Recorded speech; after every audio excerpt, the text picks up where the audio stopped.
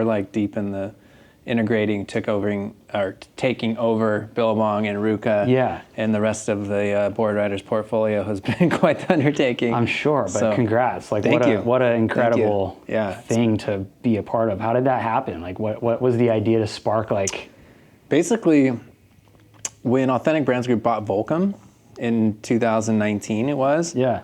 We formed Liberated Brands because we were like, hey, they were looking, that's how they, they take the IP, they license it to someone.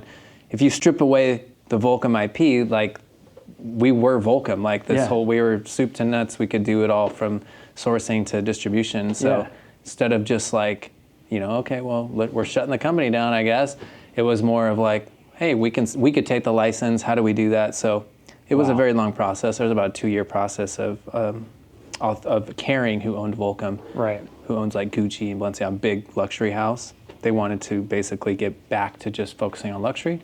So they sold Volcom and it just couldn't, they cared about the brand, thankfully. They wanted it to go to someone who, was going to nurture and take care of it. Yeah. So there was a lot of looking for the right partner.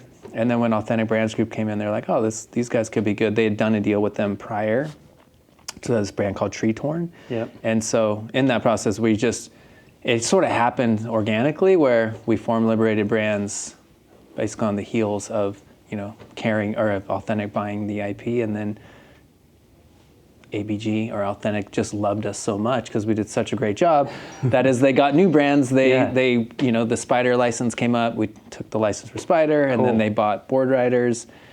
Boardriders is complicated, and it's it's a big web of things. So we were the right fit for Billabong and RVCA. Cool. All things considered. And then, Quiksilver went to a different one.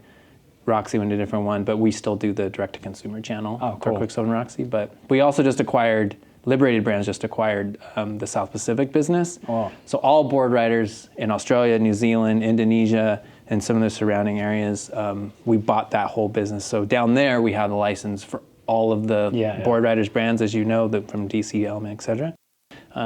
That was right before Christmas. So we've done, we did the other one, first part North America, late September, and then we did this one. So it's been a ton of just drinking from a fire hose, Totally. Going into the holidays and all that stuff. So. Wow. Anyway, that's the quick story of Liberated Brands, which we'll probably get into a little bit of that once we hit the other stuff. Cool, that's awesome.